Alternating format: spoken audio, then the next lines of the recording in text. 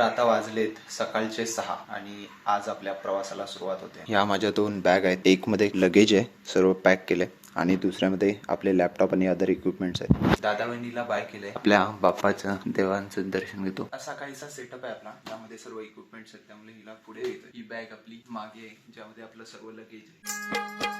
तर आता सांगलीच्या रिक्षामध्ये बसलोय आणि इथून आपण डोंबिवली स्टेशनला आलोय। हे डोंबिवली स्टेशन आहे आणि सोबत अमर पण भेटलाय।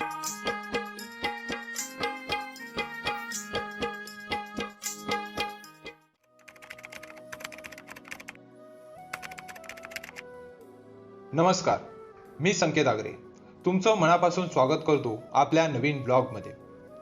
आजपासून आपण एका खास प्रवासाला सुरुवात करत आहोत। या संपूर्ण सिरीजमध्ये आपण कोकणचे अप्रतिम सौंदर्य, निसर्ग, समुद्र किनारे, गावाकडचं जीवन, स्थानिक खाद्य संस्कृती आणि अनेक सुंदर ठिकाणे अनुभवणार आहोत। माझा प्रयत्न असेल की कोकणचं खरं सौंदर्य कॅमेऱ्यातून तुमच्यापर्यंत पोहोचवावं। त्यामुळे ही सिरीज शेवटपर्यंत नक्की पहा आणि आपला या कोकण सफरीचा भाग व्हा। चला तर मग आपल्या प्रवासाला सुरुवात करूया।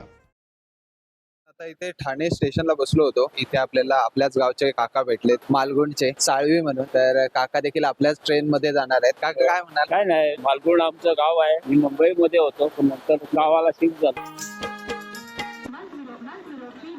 छत्रपती शिवाजी महाराज टर्मिनस मडगाव मांडवी एक्सप्रेस मायागोकण मेमू थोड्याच वेळात प्लॅटफॉर्म क्रमांक 7 वर येत। तर अशा प्रकारे आपला कोकण प्रवास सुरू झालाय आणि आपण ठाण्यातून ट्रेन पकडली।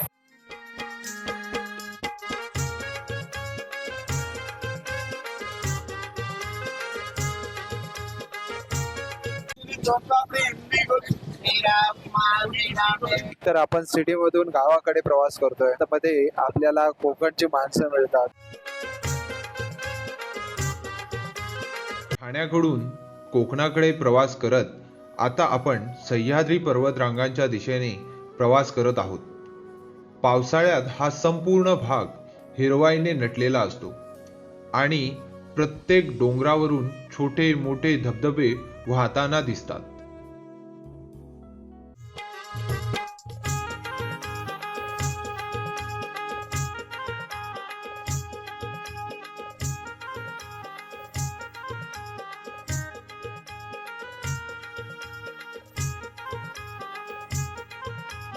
तर या ट्रेनने प्रवास करत असता आपल्याला आपल्याच गावच्या काकी मिळाल्यात।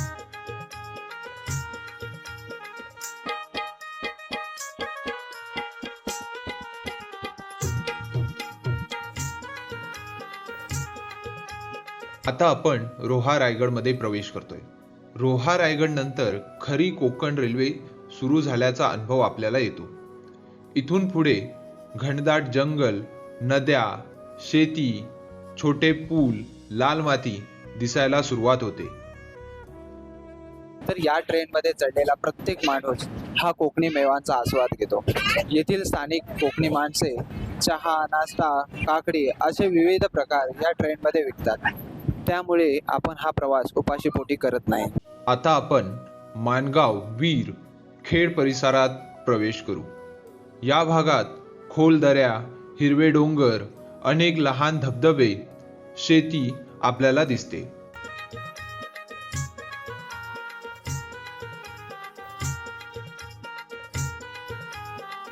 आपल्या कोकणाची ट्रिप आणि हे काकडी हे आपलं चालूच राहतं।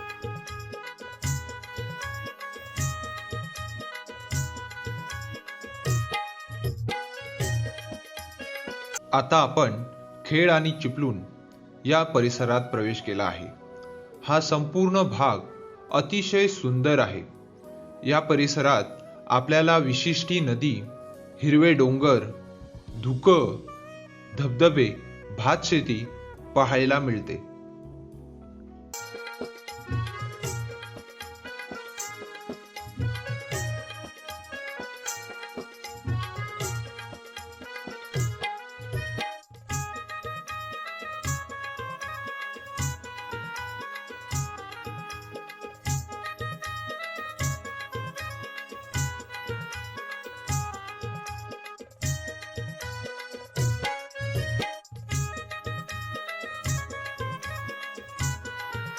आता आपण चिपळूण आणि संगमेश्वर या भागामध्ये प्रवेश केला आहे. खेड, चिपळूण, संगमेश्वर, रत्नागिरी हा मध्य कोकण म्हणून ओळखला जातो. हा भाग अनेक लोकांच्या मते संपूर्ण कोकण रेल्वेतील सर्वात सुंदर भागापैकी एक आहे. यामध्ये आपल्याला उंच डोंगर, खोल दऱ्या, पावसाळ्यात धबधबे, नारळाची झाडे पाहायला मिळतात. आता येईल संगमेश्वर. संगमेश्वर म्हणजे मला सर्व बॅग्स, आपले सर्व इक्विपमेंट्स मला एकत्र करून ठेवायला हवेत, कारण पुढचा स्टॉप म्हणजे रत्नागिरी.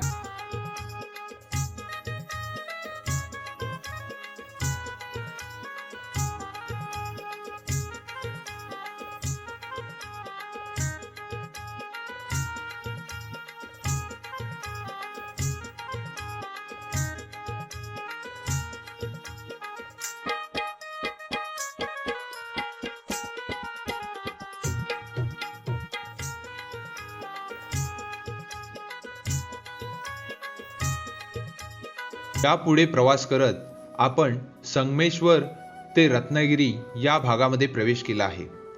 हा भाग पूर्णपणे कोकणात प्रवेश झाल्याचा अनुभव देतो. या भागामध्ये आपल्याला लाल माती, सुपारीची झाडे, नारळाची झाडे, काजू, लहान गावे, नदी, शेती हे पाहायला मिळते. कोकण रेल्वे हा 90हून अधिक रेल्वे बोगद्यांचा प्रवास आहे.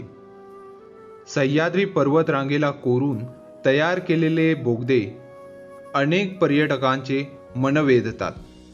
मुंबई म्हणजे रोजची धावपळ, त्रासदायी ट्रेनचा प्रवास आणि कामाचे टेन्शन. हे मुंबईचं त्रासदायी जीवन जगताना मन मात्र कोकणाकडे आपल्या गावीच असतं. सुंदर परिसर, शांत वातावरण आणि आपली आपुलकीची माणसं हा प्रत्येक कोकणी माणसाचा अनुभव असतो. तर आता रत्नागिरीला पोहोचलेलो आहे, पण 1 तास लेट आहे. ही ट्रेन 2 तास लेट आहे. आपली ट्रेन ही 2:22ला पोहोचायची होती, आता पोहोचले 4:30ला. तर आता आपण आलो आहे मँगो सिटी म्हणजेच रत्नागिरी. तर हे कोकणाचं सर्वात मोठं स्टेशन आहे.